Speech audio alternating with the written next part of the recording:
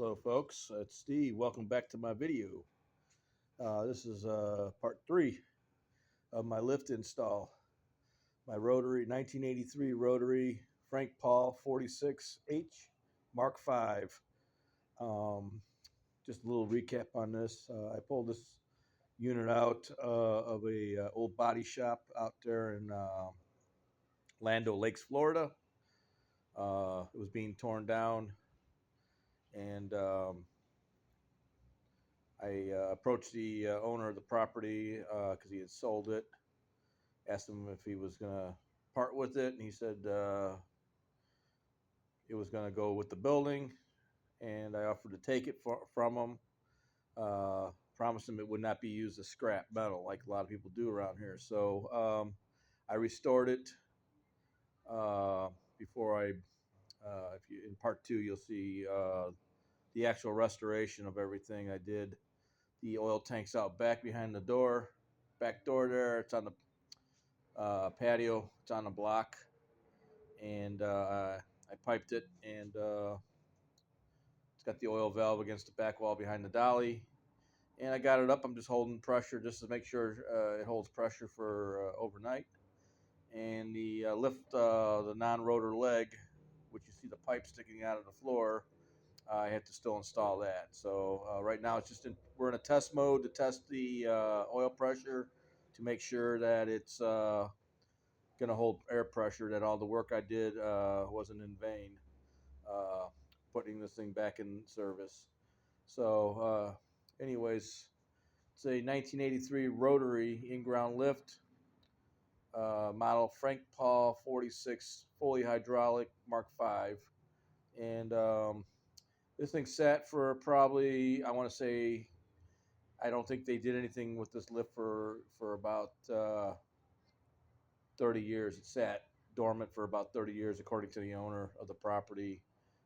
He had retired about 35 years ago. He's way up there in age. He's in mid 90s, and he sold property. And the demolition company came out and was tearing the place down, and they pulled the lift out for me, loaded up on the trailer, and they're going to build a shopping center there. So it's on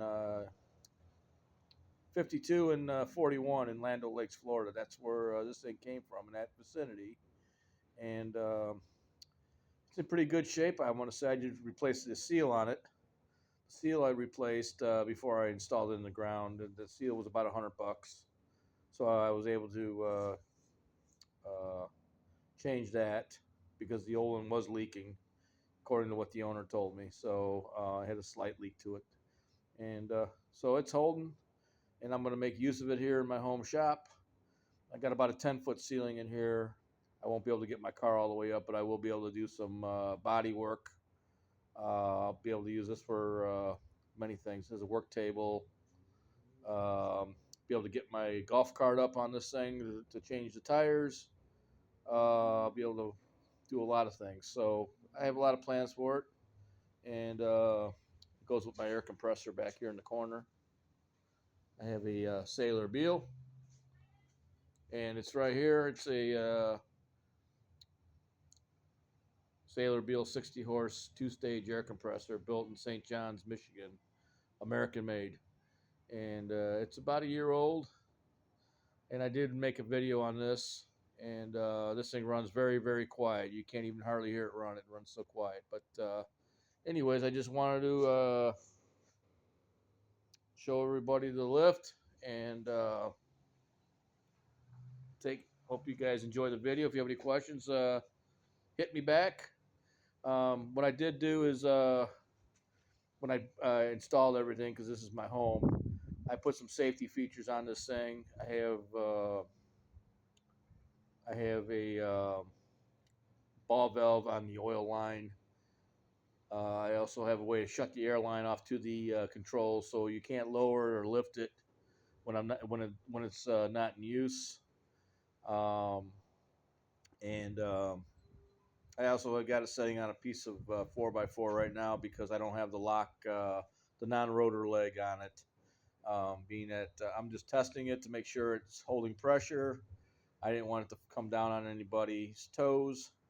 So very cautious about stuff like that, especially when you have grandkids around. I have to be very careful and be proactive. So I have ways of locking this thing out, and so it will not be rised or lowered or whatever it may be. But right now I'm just in test mode, so I have a piece of 4x4 behind the piston right now, just because, just in case it does come down, I don't want it to come falling down and hurting somebody. It'll fall on top of that. So if it stays up, it won't crush the 4x4 that I have there. So again, thank you for watching. And like I said, I like these old school lifts.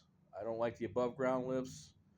Uh, I know it's not a twin post, but for what I do, a single post lift is all I need for the things I do. Uh, like I said, this is my hobby shop, and like I said, I just I don't care for above ground lifts, even though they are popular today. These lifts can last a lifetime if they're cared for, if they're installed properly. Which this lift, when it was removed, it was installed properly and it didn't have any problems when it was installed. So have a great day and thank you for watching.